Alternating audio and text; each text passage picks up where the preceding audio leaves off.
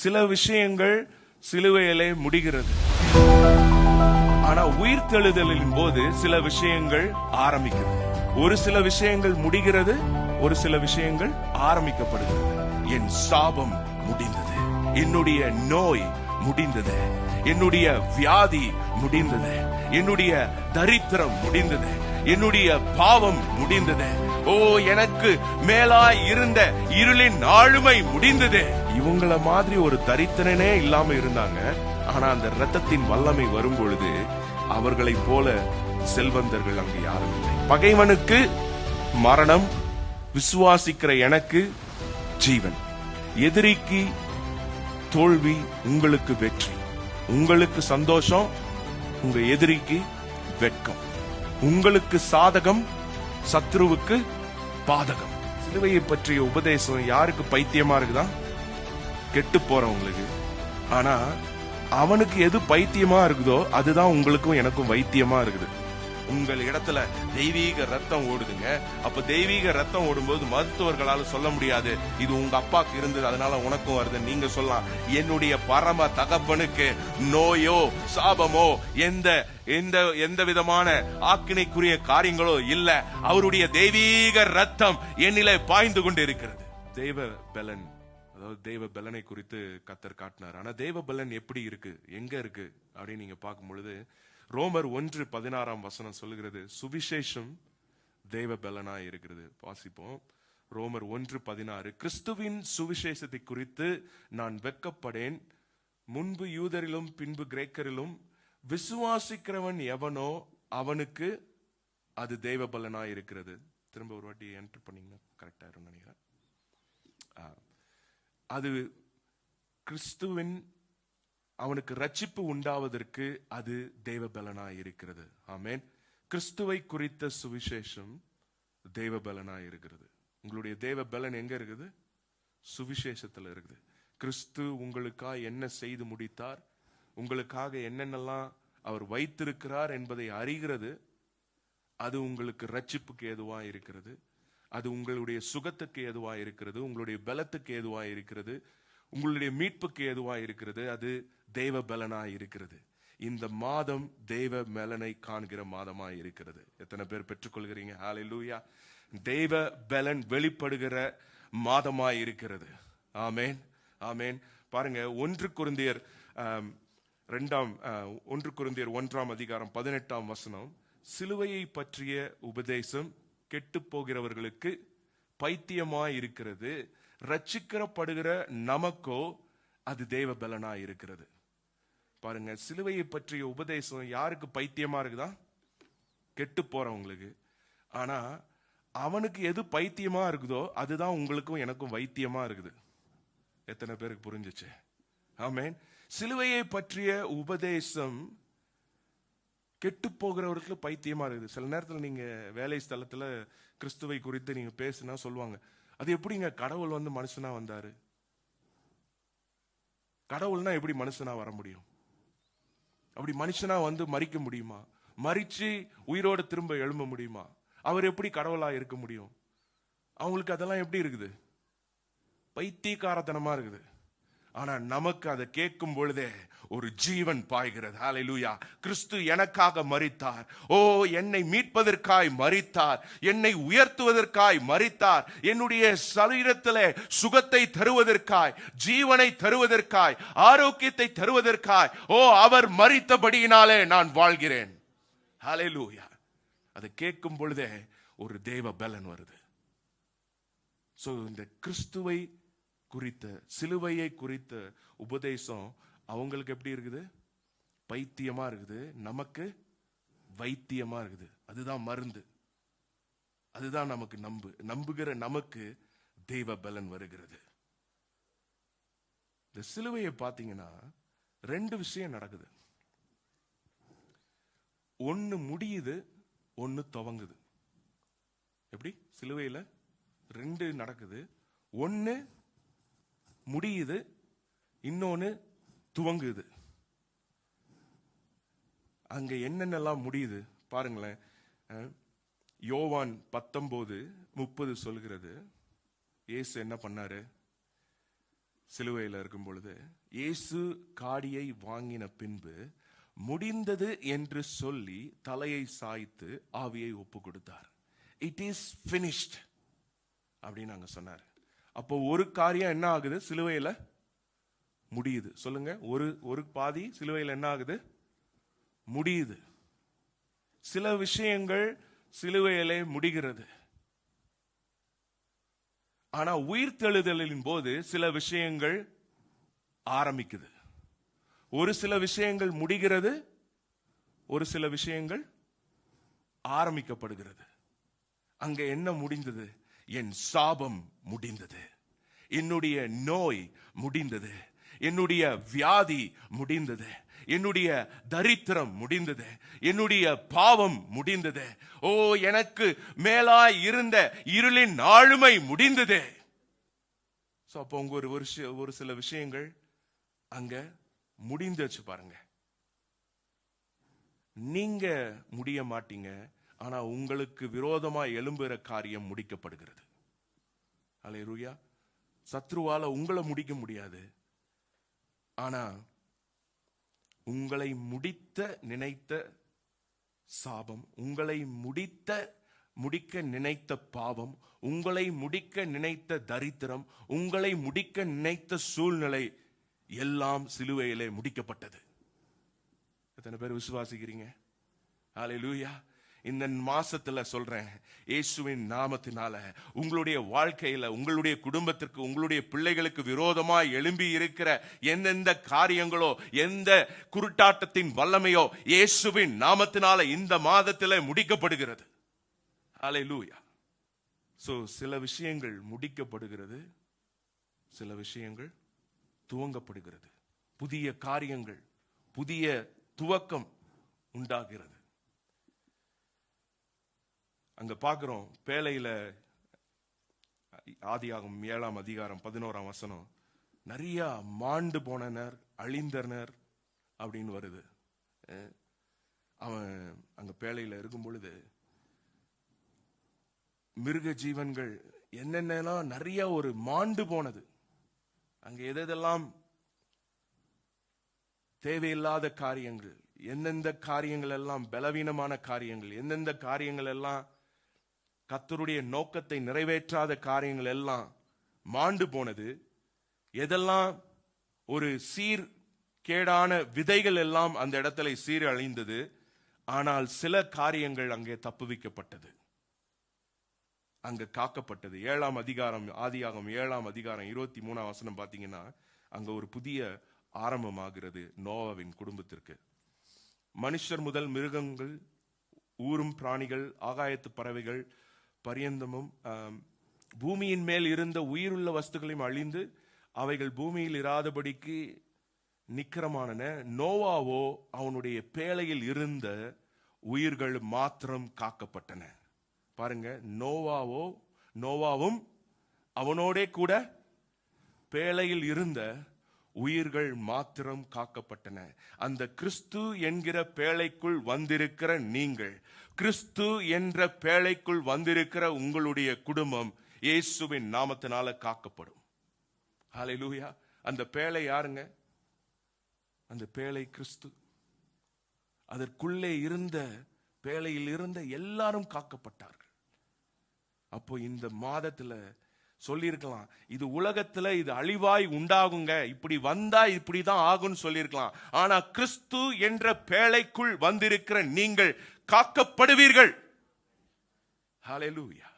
உங்களுடைய குடும்பம், உங்களுடைய பிள்ளைகள் எல்லாம் காக்கப்படுகின்றன. அதே மாதிரி நம்ம யாத்ராகம் பார்க்கிறோம். 12ஆம் அதிகாரத்துல நீங்க பாத்தீங்கன்னா 13ஆம் வசனத்துல அங்க ஒரு சம்பவம் நடக்குது பாருங்க. நீங்கள் இருக்கும் வீடுகளில் அந்த இரத்தம் உங்களுக்காக அடையாளமாய் இருக்கும்.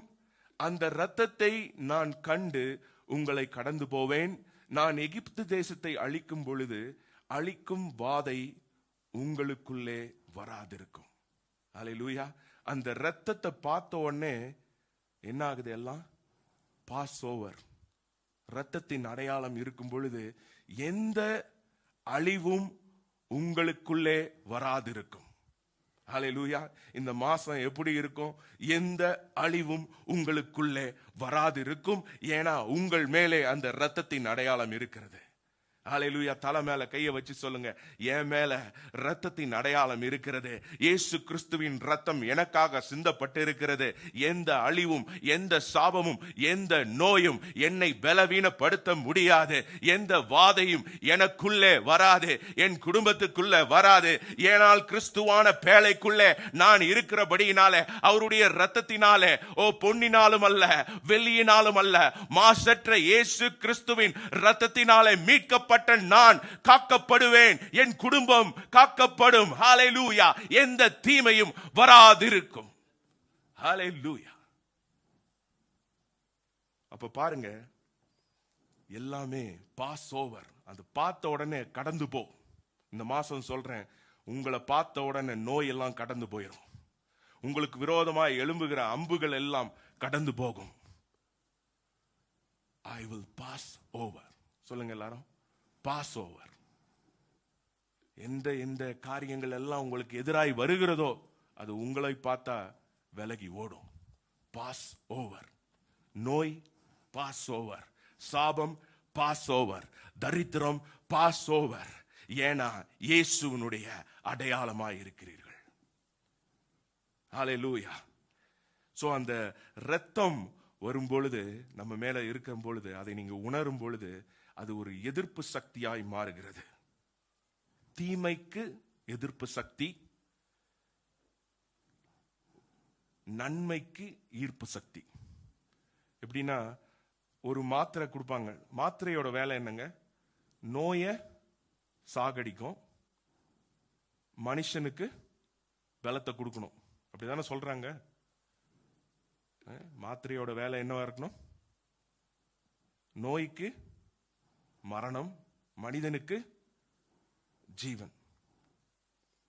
சோ நீங்க அந்த கிறிஸ்துவுடைய ரத்தத்துல எப்படி இருக்குன்னா ஒரு எதிர்ப்பு சக்தி இருக்குது.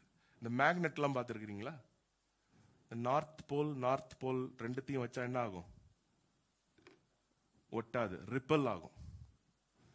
அதே சவுத் போலும் நார்த் போலும் வச்சா ஒட்டும்.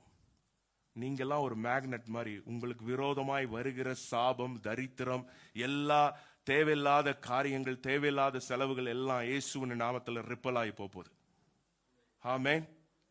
ஆனா உங்களுக்கு முறையாய் வர வேண்டிய காரியங்கள், உங்களுடைய ஆசீர்வாதங்கள், உங்களுடைய கர்த்தர் வைத்திருக்கிற திட்டங்கள், அதெல்லாம் உங்களை நோக்கி வரும். ஹல்லேலூயா. பாருங்க, 400 வருஷமா இவங்க எல்லாரும் அடிமைத்தனத்துல இருக்கிறாங்க. 400 வருஷமா அந்த பிடியில, சத்ருவின் பிடியில, பார்வோனின் பிடியில எல்லாம் மாட்டிக்கிட்டு இருக்கிறாங்க. ஆனா ஒரே நாள்ல எல்லாம் மாறுது. பாருங்க, யாத்ராகம் 12ஆம் அதிகாரம் 35ஆம் வசனம் பாருங்க. அவங்க ஒரே நைட்ல என்ன நடக்குதுன்னா, ஒரே ராத்திரியில மோசே சொல்லியிருந்தபடி இஸ்ரவேல் ஜனங்கள் எகிப்தியரிடத்திலிருந்து வெள்ளி உடைமைகளையும் பொன்னுடைமைகளையும் வஸ்திரங்களையும் கேட்டார்கள். 36, கர்த்தர் ஜனங்களுக்கு எகிப்தியரின் கண்களில் தயவு கிடைக்கும்படி செய்ததினால் கேட்டதை அவர்களுக்கு கொடுத்தார்கள். இவ்விதமாய் அவர்கள் எகிப்தியரை கொள்ளையிட்டார்கள். ஹல்லேலூயா. இந்த மாதம் தயவின் மாதமாய் இருக்கிறபடினால உங்களுக்கு கேட்டது எல்லாம் கிடைக்கிற மாதமாய் இருக்கிறது. ஹல்லேலூயா. இதுவரைக்கும் அது வரவே இல்லைங்க. 400 வருஷமா கூலின்றது பேச்சே கிடையாது. ஆனா அங்கே ஒன்று நடக்கிறது. பார்வோனை அந்த இரத்தம் விரட்டுகிறது. உங்களுக்கு வர வேண்டிய நன்மைகளை அது வரவழைக்கிறது. ஹல்லேலூயா. பாருங்க, எகிப்து மக்களுக்கு இருள் இருக்கும் பொழுது இவர்களுக்கெல்லாம் வெளிச்சமா இருந்தது. அதே மாதிரி பாத்தீங்கன்னா சங்கீதம் 105:37, அப்பொழுது அவர்களை வெள்ளியோடும் பொன்னோடும் புறப்பட பண்ணினார், அவர்கள் கோத்திரங்களில் பலவீனப்பட்டவன் ஒருவனும் இருந்ததில்லை. பாருங்க, அந்த இரத்தம் வரும் பொழுது சில காரியங்கள் மாற்றப்படுகிறது. இவங்கள மாதிரி ஒரு தரித்திரனே இல்லாம இருந்தாங்க. ஆனா அந்த இரத்தத்தின் வல்லமை வரும் பொழுது அவர்களை போல செல்வந்தர்கள் அங்கு யாரும் இல்லை. வெள்ளியோடும் பொன்னோடும் புறப்பட்டு போனார்கள். அவர்கள் கோத்திரங்களிலே பலவீனப்பட்டவன் ஒருவனும் இருந்ததில்லை. நீங்க மோசஸ் 10 கமாண்ட்மெண்ட்ஸ் படம் பார்த்தீங்கன்னா அதுல அந்த கடல் கடியில தூக்கிட்டு போவாங்க. எல்லாரையும் பார்த்திருக்கீங்களா? எல்லாரையும் வயசானவங்க எல்லாம் என்ன பண்ணுவாங்க? தூக்கிட்டு போவாங்க. அது தூக்கிட்டுலாம் போக தேவையில்லை. ஏன்னா அவங்க கோத்திரங்களில் பலவீனப்பட்டவன் ஒருவனும் இருந்ததில்லை. அப்போ ரத்தம் பாருங்க, அந்த பார்வோனுக்கு மரணத்தையும் இஸ்ரவேல் மக்களுக்கு ஜீவனையும் கொண்டு வருகிறது. அப்போ அந்த சிலுவையை குறித்த உபதேசம், கிறிஸ்து எனக்கா என்னென்ன சிலுவையில செய்தாருன்னு நீங்க பார்க்கும் பொழுது அது 2 காரியங்களை செய்கிறது. பகைவனுக்கு மரணம், விசுவாசிக்கிற எனக்கு ஜீவன். எத்தனை பேர் ஆமேன்னு சொல்ல முடியும்? பாருங்க, அந்த செங்கடல் சம்பவம் நம்ம பார்க்கிறோம். யாத்ராகமம் 15:4 அங்க பாத்தீங்கன்னா செங்கடல் பார்வோனின் ரதங்களையும் அவன் சேனைகளையும் சமுத்திரத்திலே தள்ளிவிட்டார். அவனுடைய பிரதான அதிபதிகளும் சிவந்திர சமுத்திரத்திலே அவிழ்ந்து போனார்கள். அப்ப பார்வோனும் அவனுடைய சேனைகளும் செங்கடல்ல என்ன ஆயிடுச்சு? அவிழ்ந்து போனார்கள். ஆனா அதே செங்கடல்ல தான் யார் நடந்தா? இஸ்ரவேல் ஜனங்கள். உங்களுக்கு வருகிறது ஒரு தெய்வீக வழி, அவர்களுக்கு அங்க மரண அடி. எத்தனை பேருக்கு புரியுது? சோ சிலுவையில 2 காரியம் நடக்குது. எதிரிக்கு தோல்வி, உங்களுக்கு வெற்றி. அப்ப நீங்க பாத்தீங்கன்னா செங்கடல் அதுவே ஒரு ரத்தத்திற்கு அடையாளமான பெயர் தான், ரெட் சி. இயேசுனுடைய ரத்தத்திலே கலந்திருக்கிற நீங்கள், இயேசுடைய ரத்தத்திலே கலந்திருக்கிற உங்களுடைய குடும்பம், ஹல்லேலூயா. ஓ, உங்கள் குடும்பத்திற்கோ உங்கள் பிள்ளைகளுக்கோ எதிராய் வருகிற ரதங்கள், எதிராய் வருகிற பார்வோன்கள் அவிழ்ந்து போடப்படும். ஹல்லேலூயா, ஹல்லேலூயா. அவர்களோ வெட்கப்பட்டு போவார்கள். ஏசாயால வாசிக்கிறோம் 66ஆம் அதிகாரம் 5ஆம் வசனம் சொல்லுது, அவர்களோ வெட்கப்பட்டு போவார்கள். பாருங்க, கர்த்தருடைய வசனத்துக்கு நடுங்குகிறவர்களே அப்படின்னா என்ன அர்த்தம்?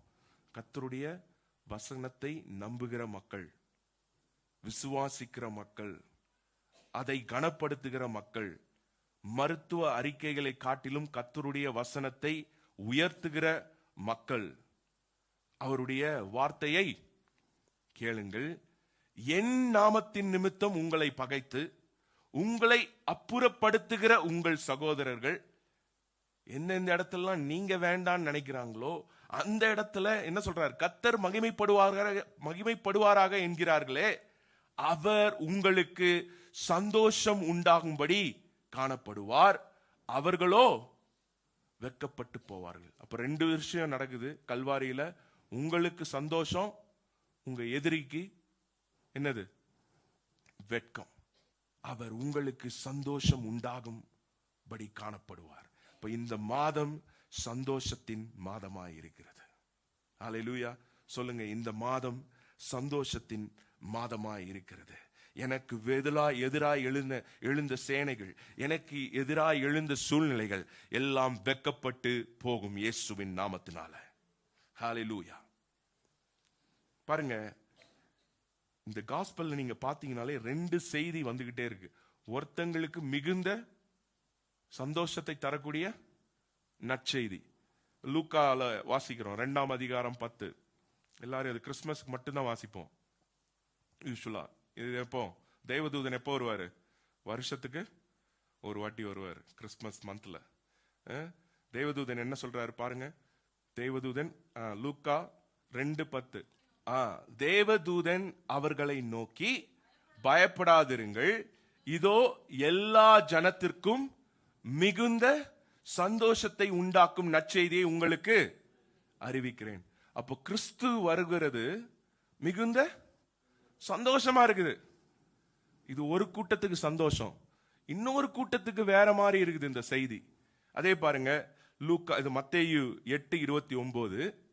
அவர்கள் அவரை நோக்கி, இயேசுவே தேவனுடைய குமாரனே, எங்களுக்கும் உமக்கும் என்ன காலம் வரும் முன்னே எங்களை வேதனைப்படுத்த இங்க வந்தீரோ என்று கூப்பிட்டார்கள். அப்போ ஒரு இடத்துல எப்படி இருக்கு? மிகுந்த சந்தோஷம், இன்னொரு இடத்துல வேதனை. நான் சொல்றேன், சத்ருவுக்கு வேதனை, உங்களுக்கு ஆனந்த களிப்பு. சத்ருவுக்கு தோல்வி, உங்களுக்கு வெற்றி. சத்ருவுக்கு தலைகுனிவு, உங்களுக்கு தலை உயர்வு, உங்களுக்கு மகிமை, உங்களுக்கு மேன்மை. ஏனா கிறிஸ்து உங்கள் மத்தியிலே வந்திருக்கிறபடியினால, ஹல்லேலூயா, அந்த வெற்றிக்குரிய காரியங்கள் உங்களுடைய வாழ்க்கையில நடந்தே ஆக வேண்டும். அதே லூக்கா 8:28 பார்ப்போம். பாருங்க, அவர் உங்களுக்கு காட்டுற முகம் வேற, உங்க எதிரிக்கு காட்டுற முகம் வேற. சத்ருவுக்கு எப்படி காட்டுறாரு பாருங்க. அவன் இயேசுவை கண்ட பொழுது கூக்குரலிட்டு அவருக்கு முன்பாக விழுந்து, இயேசுவே, உன்னதமான தேவனுடைய குமாரனே, எனக்கும் உமக்கும் என்ன, என்னை வேதனைப்படுத்தாதபடி உம்மை வேண்டிக் கொள்கிறேன் என்று மகா சத்தத்தோடு சொன்னான்.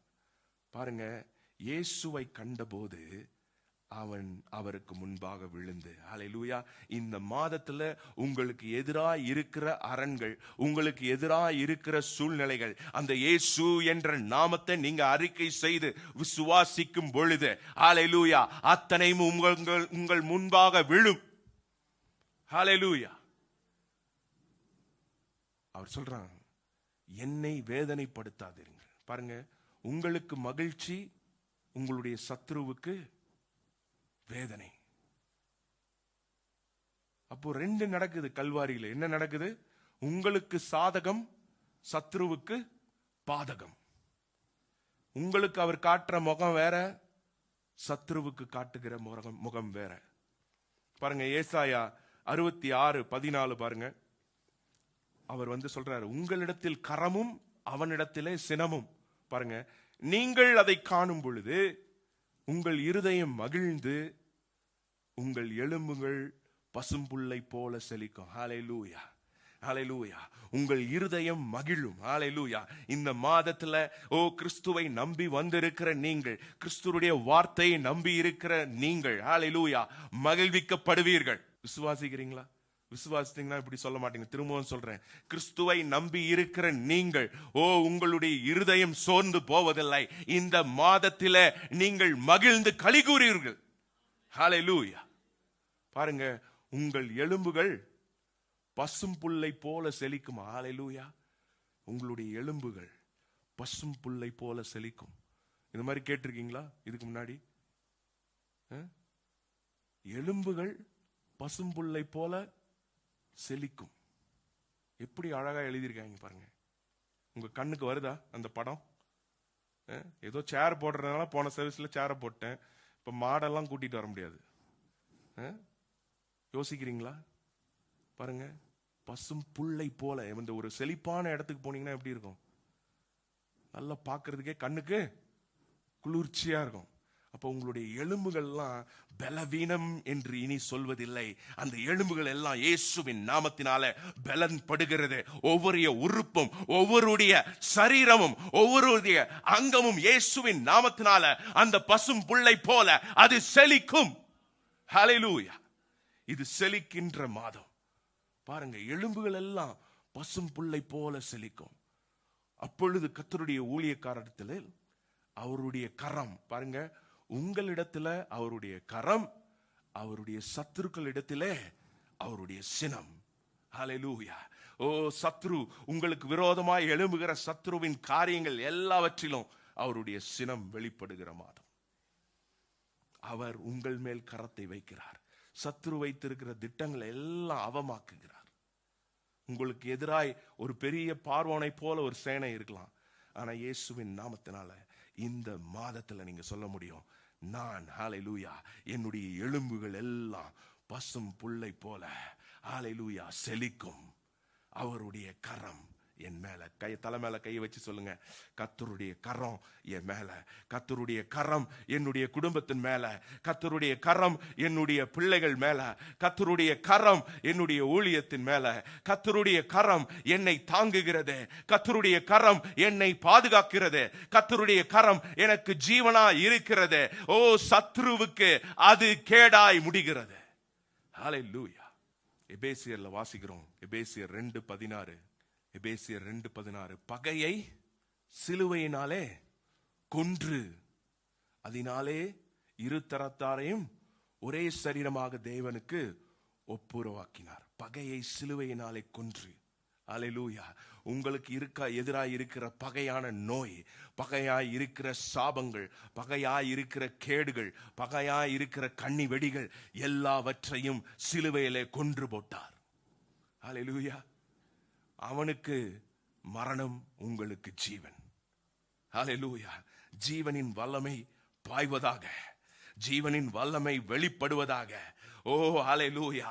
மரணத்தின் எதிரி இயேசு. ஹல்லேலூயா. ஓ, உங்கள் மேல மரணம் கிடையாது, எதிரிக்கு மரணம், உங்களுக்கு ஜீவன். ஹல்லேலூயா. எந்த நோயோ, எந்த சாபமோ, எந்த தரித்திரமோ, எந்த பாவமோ உங்களை ஆட்கொள்வது இல்லை. ஏனா அவர் சிலுவையிலே உங்களுக்காய் ஜீவனை கொடுத்து அந்த பகையை சிலுவையினாலே கொன்று போட்டார். ஹல்லேலூயா. ஹல்லேலூயா. பாருங்க, அப்போ பகை எல்லாம் கொன்று போட்டார்.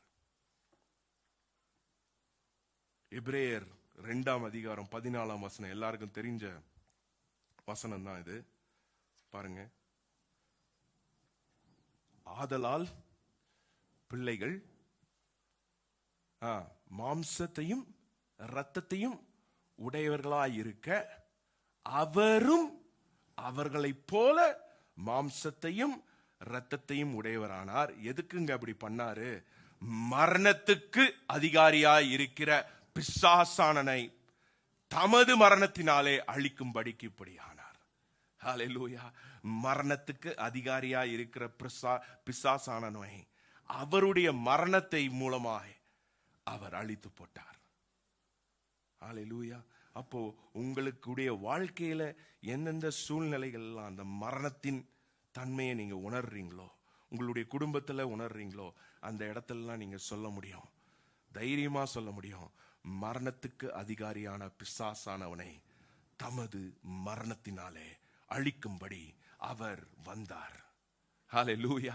சொல்லுங்க, அவர் வந்ததே எனக்கு ஜீவன் தர, அவர் வந்ததே என்னை பாதுகாக்க, அவர் வந்ததே என்னை உயர்த்த, அவர் மரித்தது அந்த மரணத்தின் பிடியிலிருந்து என்னை தப்புவித்து, ஓ ஹல்லேலூயா, நான் சாகாமல் பிழைத்திருந்து கர்த்தர் செய்த செய்கைகளை, கர்த்தர் செய்த நன்மைகளை ஓ நான் விவரிப்பேன். ஹல்லேலூயா.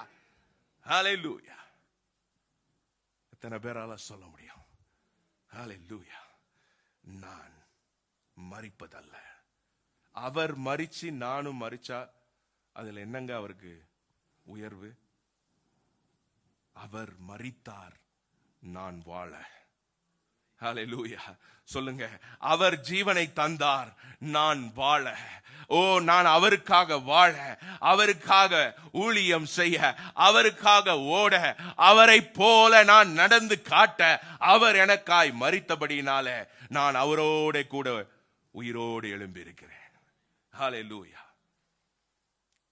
பாருங்க, இன்னொரு இதுல பாருங்க, 1 யோவான் 3:8 பிசாசானனுடைய இப்படி பாருங்க, பாவம் செய்கிறவன் பிசாசினாலே உண்டாயிருக்கிறான், ஏனெனில் பிசாசானவன் ஆதி முதல் பாவம் செய்கிறான், பிசாசனுடைய கிரியைகளை அழிக்கும்படியே தேவனுடைய குமாரன் வெளிப்பட்டார். அப்ப எதுக்குங்க தேவன் வந்தாரு?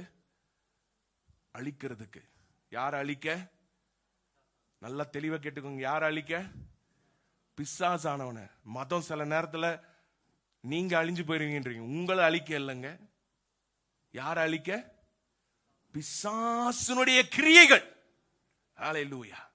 பிசாசுனுடைய கிரியைகள், அது எப்படிப்பட்ட கிரியையா இருந்தாலும் சரி, அது எப்படிப்பட்ட ஒரு கண்ணியின் தந்திரமா இருந்தாலும் சரி, எல்லாவித கண்ணி வெடிகளுக்கும் எல்லாவித கண்ணிகளுக்கும் உங்களை தப்புவித்து பாழாகிற கொள்ளை நோய்க்கும். ஹல்லேலூயா.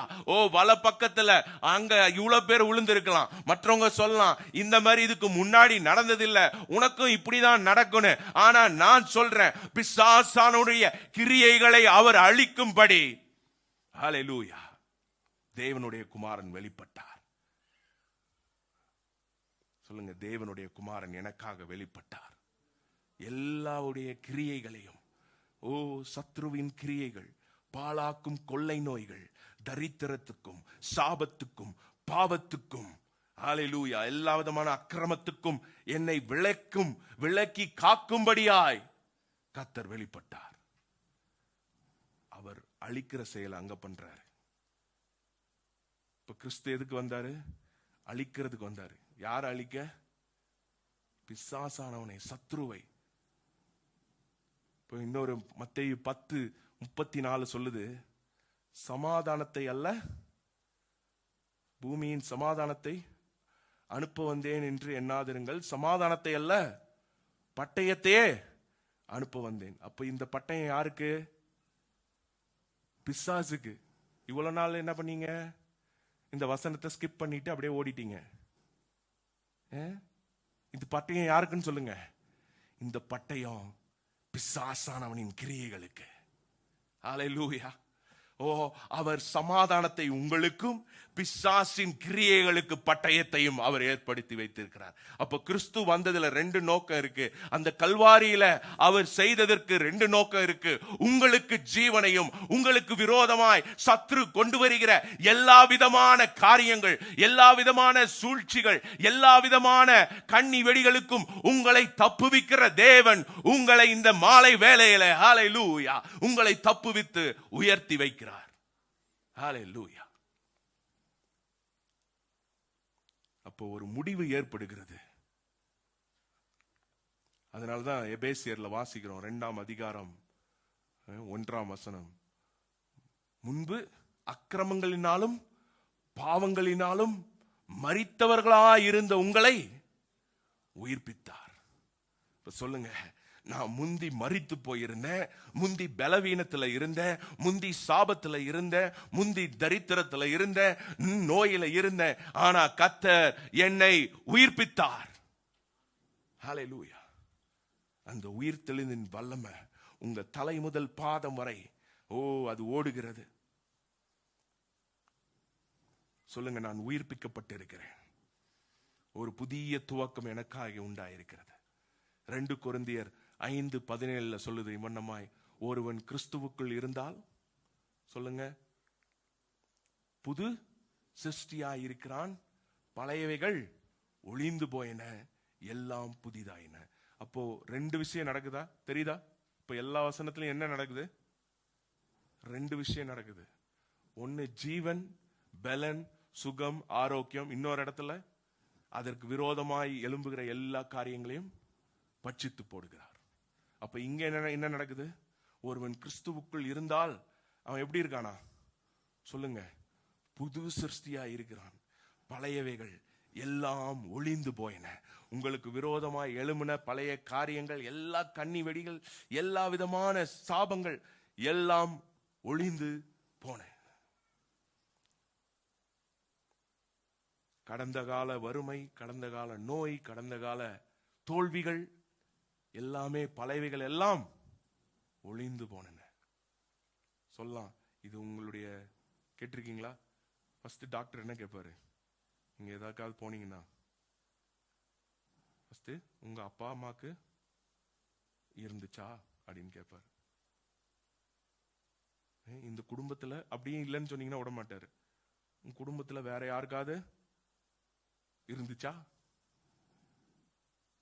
ஏன் அவங்களையும் ட்ரீட்மெண்ட் கூப்பிட்டு வராரா? என்ன சொல்ல வராரு அவரு? உங்க அப்பாக்கு இருந்தா உனக்கும் வரும். நீங்க சொல்லுங்க, எங்க அப்பா வேற, எங்க அப்பா பரம தகப்பன். ஹல்லேலூயா. எங்க அப்பா தான் இந்த உலகத்துல எல்லாரும் என்னன்னு சொல்றாங்க? கடவுள்னு கும்பிடுறாங்க. எத்தனை பேர் இருக்கீங்க உங்க அப்பாவை தான் இந்த உலகமே கடவுள் நம்புது? அது தெரியுமா உங்களுக்கு? இந்த அடிக்கடி சொல்ற கதை தான். இதுல நிறைய படம் எடுத்து பெரிய ஹிட் ஆயிடுச்சு.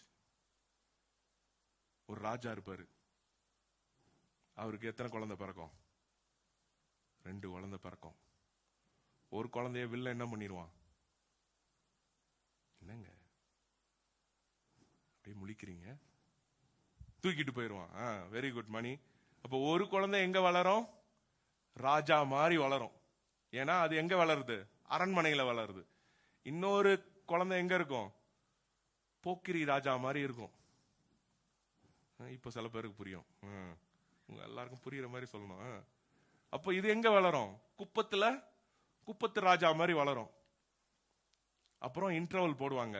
அப்ப என்ன சொல்லுவாங்க, ஒருத்தர் சொல்லுவாரு, ஏய் நீ யாரு தெரியுமா, உங்க அப்பா யாரு தெரியுமான்னு ஒரு பிளாஷ்பேக் போடுவாங்க. அப்போ இவன் என்ன நினைப்பான், ஆஹா நான் குப்பத்திற்கு ஆளு கிடையாதா, நான் ராஜா வீட்டு பரம்பரையா? அப்புறம் என்ன ஆவாரு, இவர் போய் ராஜா போல சேருவார், சேர்ந்து ராஜாவா மாறிடுவார். என்னங்க கதை சொன்னாலும் அப்படியே போறீங்க. கேள்விப்பட்டிருக்கீங்களா? பார்த்தது இல்லையா? இந்த மாதிரி படம் வரலையா? அப்ப எடுத்துடலாமா? ஹிட்டாயிரும் போலே. அப்போ அவனுக்கு அடையாளம் தெரியாதனால எங்க போயிட்டான்? அவன் எங்கேயோ ஒரு குப்பத்துல போயிட்டு என்ன பண்றதுனே தெரியாம. ஆனா கடைசியில சொல்றாங்க, நீ ஒரு சாதாரண மனுஷன் கிடையாது, நீ ராஜா வீட்டு பிள்ளை. அததான் நான் இந்த மாலை வேளையில சொல்றேன், நீங்க சாதாரணமானவர்கள் அல்ல. நீங்கள் வெள்ளியினால மீட்கப்படல, பொண்ணுனால மீட்கப்படல, பரிசுத்த மகா பரிசுத்த இயேசு கிறிஸ்துவின் ரத்தத்தினாலே மீட்கப்பட்டு இருக்கிறீர்கள். ஹல்லேலூயா. உங்கள் இடத்துல தெய்வீக ரத்தம் ஓடுதுங்க. அப்ப தெய்வீக ரத்தம் ஓடும்போது மருத்துவர்களால் சொல்ல முடியாது இது உங்க அப்பாவுக்கு இருந்தது அதனால உனக்கும் வருது. நீங்க சொல்லலாம், என்னுடைய பரம தகப்பனுக்கு நோயோ சாபமோ எந்த விதமான ஆக்கினைக்குரிய காரியங்களோ இல்ல, அவருடைய தெய்வீக ரத்தம் என்னிலே பாய்ந்து கொண்டு இருக்கிறது. ஹல்லேலூயா, ஹல்லேலூயா. இந்த கொலேசியர் 2ஆம் அதிகாரம் 12ஆம் வசனம் பாருங்க. நீங்க ஞானஸ்தானம் நடக்கும்போது ஒண்ணு நடக்குது. என்ன நடக்குது? ஞானஸ்தானத்திலே அவரோட கூட அடக்கம் பண்ணப்பட்டவர்களாயும் அதிலே அவரை மரித்தோரிலிருந்து எழுப்பின தேவனுடைய செயலின் மேலுள்ள விசுவாசத்தினாலே அவரோட கூட எழுந்தவர்களாயும் இருக்கிறீர்கள். பாருங்க, கிறிஸ்துவோடு கூட என்ன பண்ணப்பட்டிருக்கிறீர்கள்? அடக்கம் பண்ணப்பட்டு இருக்கிறீர்கள். இதே பாருங்க ரோமர் 6ஆம் அதிகாரத்துல 3ஆம் வசனமா,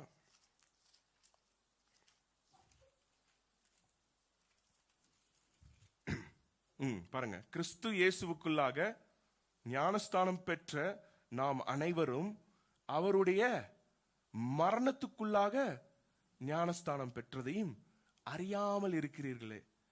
இப்ப கல்வாரியில கிறிஸ்துவோடு கூட சிலர் மரித்தார்கள். யாருன்னு தெரியுமா?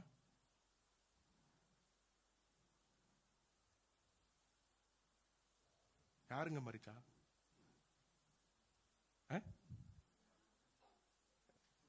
குற்றவாளிகள். எத்தனை குற்றவாளிகள்? 2 பேர். வேற நாம் எல்லாரும் மரித்திருக்கிறோம். பாருங்களேன், அடுத்த வசனம் பாருங்க.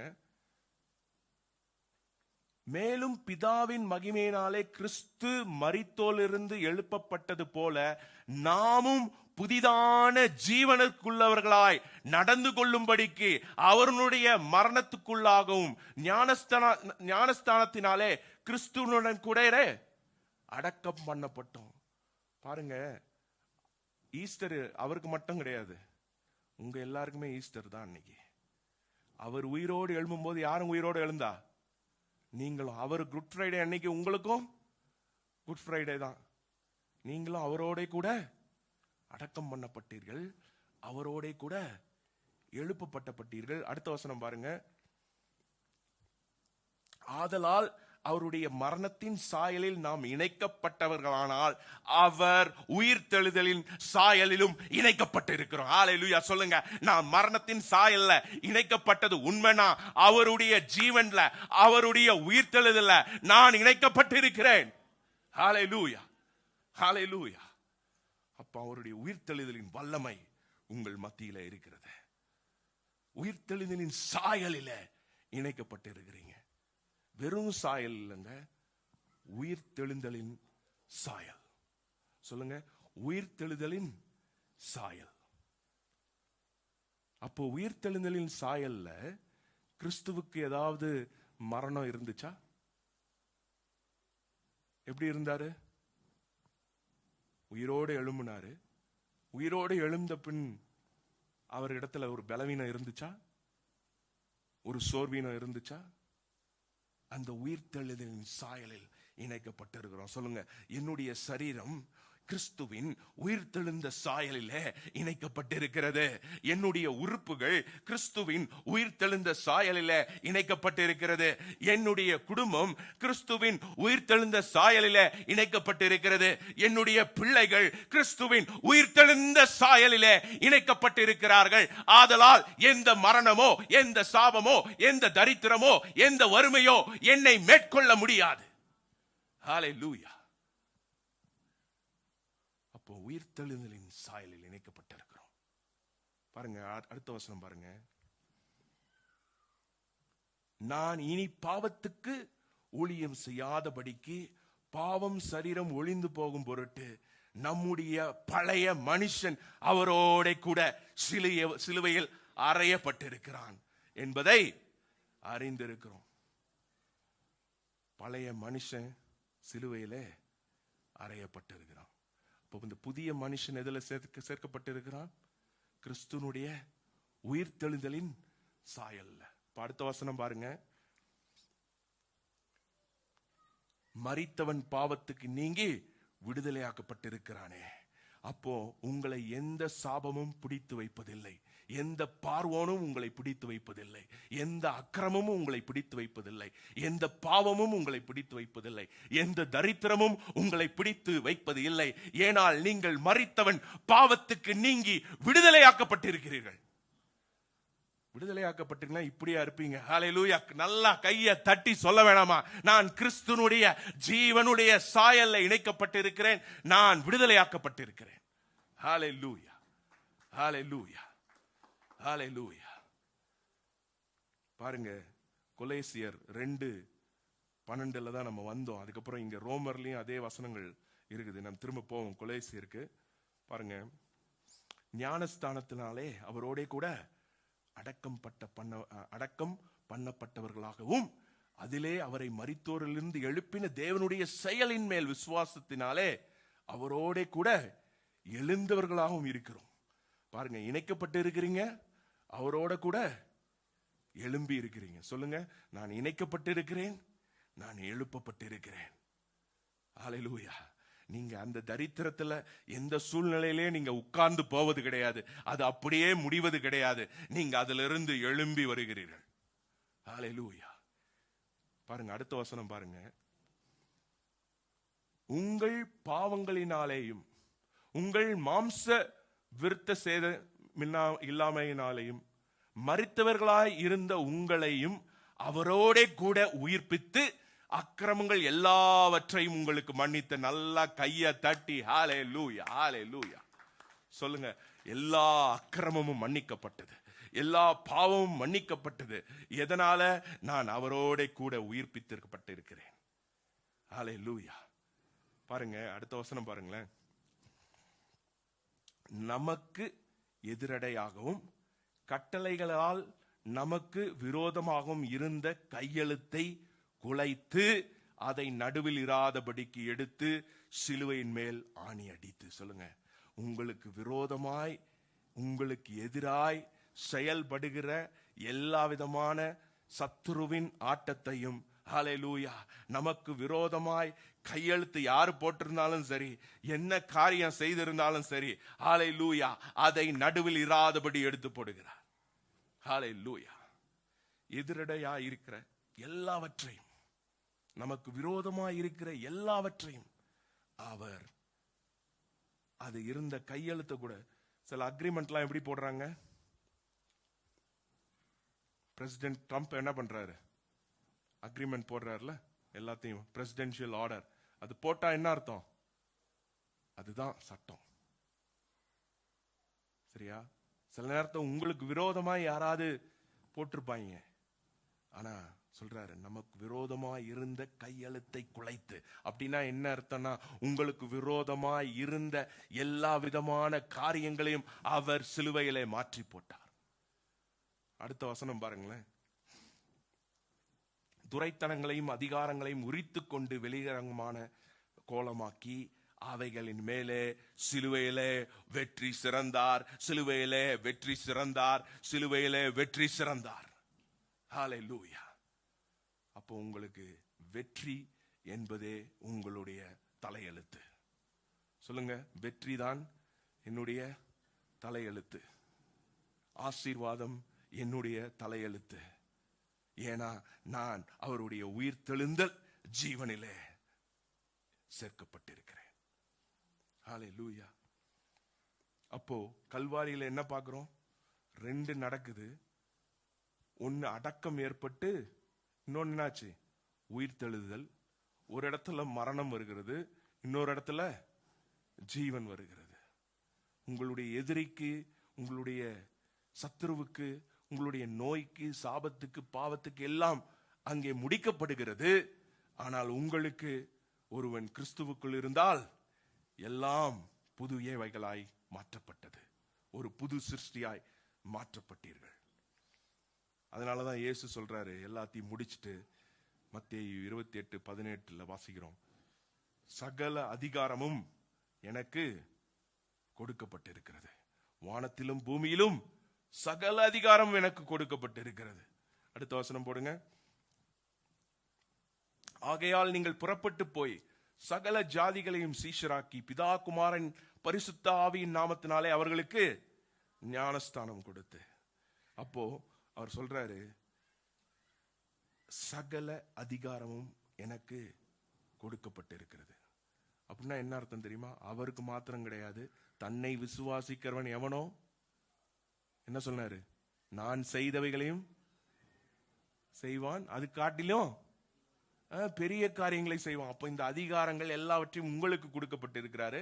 அந்த 20ஆம் வசனம் பாத்தீங்கன்னா, நான் உங்களோடு இருக்கிறேன், இதோ உலகத்தின் முடிவு பரியந்தும் சகல நாட்களிலும் நான் உங்களோடு உடனே கூட இருக்கிறேன். ஹல்லேலூயா.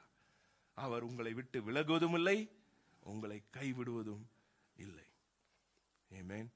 பார்க்கிறோம், ஆபேலோட ரத்தம் சில காரியத்தை பேசுது. ஆபேலுடைய ரத்தம் என்ன பேசியிருக்கும்? நல்லா இருப்பா அப்படின்னு அவன் சகோதரன் நல்லா இருன்னு பேசியிருக்குமா? என்ன பேசியிருக்கோம்? ஆபேல்னு ஒருத்தர் இருந்தா, அது தெரியுமா?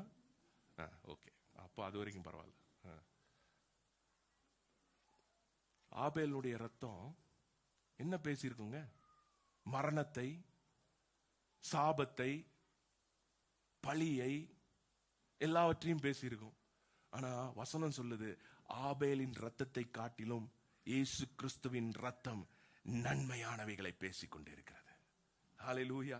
அந்த கல்வாரியின் ரத்தம் உங்களுக்கு நன்மையானவைகளை பேசிக் கொண்டிருக்கிறது, உங்களுடைய குடும்பத்திற்கு நன்மையானதை பேசிக் கொண்டிருக்கிறது, உங்களுக்காய் அது செயலாற்றிக் கொண்டே இருக்கிறது.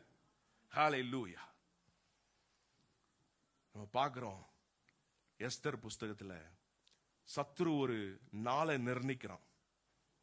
மொர்தெகாய் என்ன பண்றான்? ஒரு நாளை நிர்ணயித்து அன்னைக்கு எல்லா யூதர்களையும்,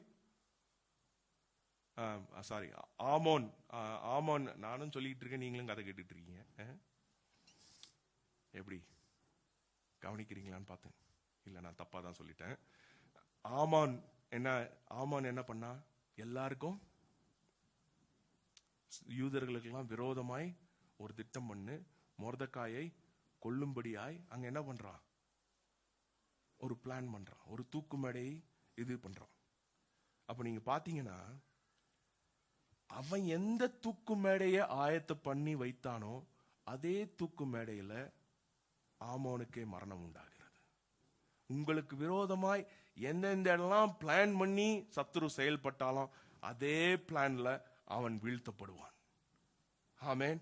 பாருங்க, அந்த நாள் எதிரி குறிச்சு வைத்தான், இது மரணத்தின் நாள், இந்த குடும்பத்திற்கு இனி ஒண்ணும் கிடையாது, இனி எல்லாமே முடிந்தது என்று சொல்லி ஒரு நாளை நிர்ணயம் பண்ணா.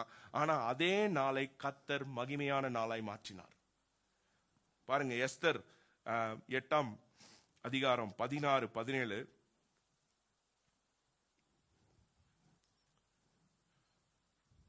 இவ்விதமாய் யூதருக்கு வெளிச்சம், மகிழ்ச்சியும், களிப்பும், கனமும் உண்டாயிற்று. ஹல்லேலூயா. நான் சொல்றேன், இந்த மாதத்துல இயேசுவினுடைய இரத்தத்தின் நிமித்தம் இவ்விதமாய் உங்களுடைய குடும்பத்துல வெளிச்சம், மகிழ்ச்சி, களிப்பு, கனம் உண்டாகிறது. எத்தனை பேர் கேட்டுக்கீங்கன்னு தெரியல, திரும்பவும் சொல்றேன். இயேசு கிறிஸ்துவனுடைய இரத்தத்தின் நிமித்தம் உங்களுடைய குடும்பத்துல வெளிச்சம் வரும்பொழுது இருளின் அதிகாரத்துக்கு இடம் கிடையாது. வெளிச்சத்தின் தன்மை அந்த இடத்தை ஆட்கொள்ளும். மகிழ்ச்சியும் களிப்பும் கனமும் உண்டாகிற மாதமாய் இருக்கிறது. ஹல்லேலூயா, ஹல்லேலூயா. பாருங்க, அவன் ஒரு மோசமான நாளா ஆக்கணும்னு பார்த்தான். ஆனா கர்த்தர் அந்த நாளையே எப்படி ஆக்கிட்டார்? வெளிச்சம், மகிழ்ச்சி, களிப்பு, சந்தோஷம், சமாதானம் உண்டாகிற நாட்களாய் மாற்றினார். ஹல்லேலூயா. பாருங்க, இன்னும் கூட அந்த ஒரு பண்டிகையை கொண்டாடி கொண்டிருக்கிறார். அடுத்த வசனம் பாருங்க. ராஜாவின் வார்த்தையும் அவனுடைய கட்டளையும் போய் சேர்ந்த எல்லா நாடுகளிலும் எல்லா பட்டணங்களிலும் யூதருக்குள்ளே அது மகிழ்ச்சியையும் களிப்பும் விருந்தும் கொண்டாட்டமும் நல்ல நாளாய் இருந்தது. எப்படி? எந்த நாளுங்க? எந்த ஒரு மரணத்தின் நாளாய் இருக்க வேண்டியதோ, எந்த ஒரு சாபமாய் முடிய வேண்டியதோ, ஆனா அதையே எப்படி ஆக்கினார் கர்த்தர்? மகிழ்ச்சியும் களிப்பும் விருந்து உண்டும் கொண்டாட்டமும் நல்ல நாளுமாய் இருந்தது. ஹல்லேலூயா. நான் சொல்றேன், இந்த மாதத்தில் ஒவ்வொரு நாட்களும் நல்ல நாட்களாய் மாறுகிறது. ஹல்லேலூயா. சத்துரு கொண்டு வருகிற எல்லா காரியங்களிலும் கர்த்தர் தப்புவித்து உங்களை மகிழ்ச்சியும் களிப்பும் விருந்துண்டு கொண்டாட்டும் நல்ல நாளுமாய் இருந்தது. பாருங்க, யூதருக்கு பயப்படுகிற பயம் தேசத்து ஜனங்களுக்குள்ளே பிடித்தது. பாருங்க, உங்களுக்கு தெரியும், நீங்க ஒரு வேலை ஸ்தலத்துக்கு வரும்போது இவனா கர்த்தராலே அபிஷேகம் பண்ணப்பட்ட மனிதன், உங்களை பார்த்தாலே தெரியும். ஆமென். பாருங்க, இன்னொரு வசனத்தை வாசித்து முடிப்போம். 9ஆம் அதிகாரம், எஸ்தர் 9ஆம் அதிகாரம் 21ஆம் வசனம்.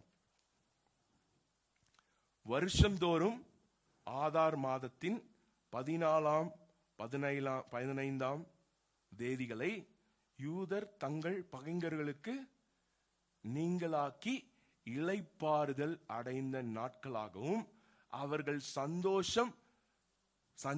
சந்தோஷமாகவும் அவர்கள் துக்கம் மகிழ்ச்சியாகவும் மாறின மாதமாகவும் ஆசரித்து இந்த மாதம் இந்த எஸ்தர் 9:21 இயேசுவின் நாமத்தினால பலிப்பதாக.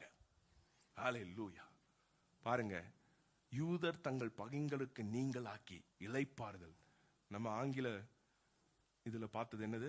இளைப்பாறுதலை குறித்து தான் நம்ம பார்த்தோம். பகைஞருக்கு நீங்களாக்கி. எல்லாரும் சொல்லுங்க, பகைஞர்களுக்கு நீங்களாக்கி. சொல்லுங்க, பகைஞருக்கு நீங்களாக்கி இளைப்பாறுதல் அடைந்து. ஹல்லேலூயா. சொல்லுங்க, நான் இளைப்பாறுதல் அடைந்து நான் சுகமாய் தங்கி ஹல்லேலூயா ஜீவனோடு வாழ்ந்து என்னுடைய சரீரத்துல ஒவ்வொரு பலவீனமும் இனி நான் காண்பது இல்லை. ஏன்னா என்னுடைய சஞ்சலம் சந்தோஷமாய் மாறும், என்னுடைய பலவீனம் பலனாய் மாறும், என்னுடைய துக்கம் மகிழ்ச்சியாய் மாறுகிற மாதமாய் இருக்கிறது. ஹல்லேலூயா. அடுத்த வசனம் பாருங்களேன். 28 போடுங்க. 9:28.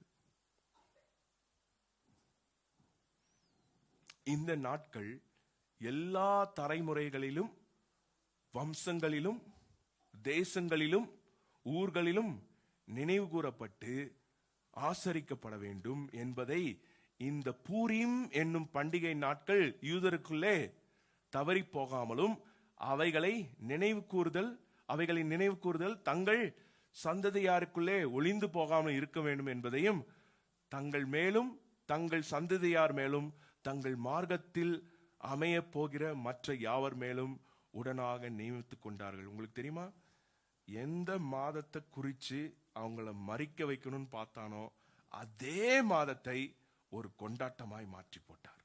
இந்த பூரீம்ன்ற பண்டிகை இன்று வரையிலும் யூதர்கள் ஆசரிக்கிறாங்க. தெரியுமா? அவங்க அந்த ஒவ்வொரு வாட்டி ஆசரிக்கும் பொழுதும் அவங்க என்ன சொல்றாங்கன்னா, கர்த்தர் என்னுடைய தலைமுறையை காப்பாற்றினார், கர்த்தர் எல்லா தீமையிலிருந்தும் என்னை விடுவித்தார், கர்த்தர் எல்லாவற்று கேடுகளிலிருந்தும் என்னை தப்புவித்து என்னை புல்லுள்ள இடங்களில் மேய்த்து அமர்ந்த தண்ணீர் அண்டையிலே கொண்டு போய் விட்டு, ஹல்லேலூயா, என்னை பாதுகாத்து என்னை மறைத்து என்னை உயர்த்தி என் சத்துருக்களுக்கு முன்பாக எனக்கு ஒரு பந்தியை ஆயத்தப்படுத்தி என் தலையை எண்ணெயினாலே அபிஷேகித்திருக்கிறார். ஹல்லேலூயா. அப்ப அந்த பூரீமின் மாதத்தை போல இந்த மாதம் இயேசுவின் நாமத்தினால நான் பிரதிஷ்டை பண்ணுகிறேன். ஹல்லேலூயா. துக்க நாட்கள் அல்ல, சுகத்தின் நாட்கள், பலத்தின் நாட்கள். உங்களுடைய கை பலவீனமா இருக்கலாம், ஆனா இந்த நேரத்தில் நீங்க சொல்ல முடியும், என்னுடைய பலன் இயேசுவா இருக்கிறபடியினால என்னுடைய கைகள் செயலாற்றப்பட வேண்டும். அதில் இருக்கிற பலவீனங்கள், வலிகள் என்னுடைய சரீரத்தில் ஒன்றும் இருக்கக்கூடாது. என்னுடைய கால்கள் தவறி போக முடியாது. என்னுடைய சரீரத்தில் இருக்கிற ஒவ்வொரு அங்கங்களும் ஜீவனுள்ள இயேசு கிறிஸ்துவினோடு இணைக்கப்பட்டு இருக்கிறேன். என்னுடைய பிள்ளைகள் எல்லாம் கர்த்தராலே போதிக்கப்பட்டு இருக்கிறார்கள். அவர்களுடைய சமாதானம் பெரிதாய் இருக்கும். ஹல்லேலூயா, ஹல்லேலூயா. அந்த கல்வாரியின் இரத்தம் 2 காரியங்களை செய்கிறது. உங்களுக்கு பாதுகாப்பு, சத்ருவுக்கு அழிவு. உங்களுக்கு ஜீவன், சத்ருவுக்கு மரணம். உங்களுக்கு நன்மை, சத்ருவுக்கு தீமை. தீமையை நினைத்த விதைத்த மக்கள் மத்தியிலே யோசேப்பு சொல்றான், நீங்க தீமையை வைத்தீங்க, ஆனா கர்த்தரோ அதை நன்மையாய் மாற்றினார். ஹல்லேலூயா. சத்ரு கொண்டு வருகிற எல்லா காரியங்களும் இந்த மாதத்துல கர்த்தர் நன்மையாய் மாற்றுகிறார், நன்மையாய் மாற்றுகிறார், நன்மையாய் மாற்றுகிறார். உங்களை அணைத்து பாதுகாத்து உங்களையும் உங்களுடைய பிள்ளைகளையும் ஆசீர்வதித்து உங்களுடைய தலைமுறையை அவருக்காய் தெரிந்து கொண்டிருக்கிறார். ஹல்லேலூயா. நீங்கள் பரிசுத்த ஜாதியாய் இருக்கிறீர்கள், நீங்கள் ஆசாரிய கூட்டமாய் இருக்கிறீர்கள். ஹல்லேலூயா. Thank you Lord. Thank you Jesus. ஒப்பு கொடுப்போமா? ஹல்லேலூயா. நன்றி அப்பா.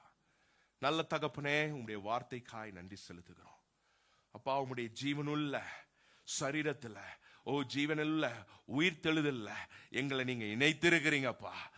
நாங்க இனி பலவீனன் என்று சொல்வதில்லை, பலவான், பலவான். ஒருவன் கிறிஸ்துவுக்குள் இருந்தால் ஹல்லேலூயா புது சிருஷ்டியா இருக்கிறான்னு பார்த்தோம். நாங்கள் புது சிருஷ்டியா இருக்கிறோம், புது பலத்தோடு இருக்கிறோம். ஹல்லேலூயா.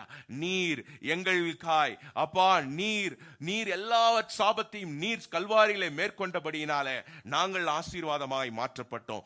நீர் எங்களுக்காய் வனாந்தரத்திலே சென்றபடியினால நாங்கள் ஆசீர்வாதமாய் ஹல்லேலூயா ஆசீர்வதிக்கப்பட்ட தேசத்துல இருக்கிறோம். அப்பா, நீர் எங்களுக்காய் உம்முடைய தழும்புகளை நீர் ஏற்றுக்கொண்டபடினால எங்களுடைய நோய்கள் எல்லாம் குணமாக்கப்படுகிறது. நீர் சிலுவையிலே மரித்தபடினால ஜீவனின் வல்லமை எங்களிலே பாய்கிறது. அந்த பூரீம் மாதத்தை போல தகப்பனே, இந்த மாதத்தை நாங்கள் பிரதிஷ்டை பண்ணுகிறோம். இந்த மாதத்துல நன்மையும் கிருபையும் இவர்களை தொடரட்டும், சுகமும் ஜீவனும் இவர்கள் மேலே பாயட்டும். ஆரோக்கியமும் செழிப்பும் இவர்களை சூழ்ந்து கொள்ளட்டும். கிருபையும் உயர்வும் இவர்களை காத்து கொள்ளட்டும். தயவும் பரிபூரணமும் இவர்கள் மேலே அப்பா வந்து அப்படியே விழுவதாக. குடும்பத்தை நாங்கள் ஆசீர்வதிக்கிறோம், பிள்ளைகளை ஆசீர்வதிக்கிறோம்.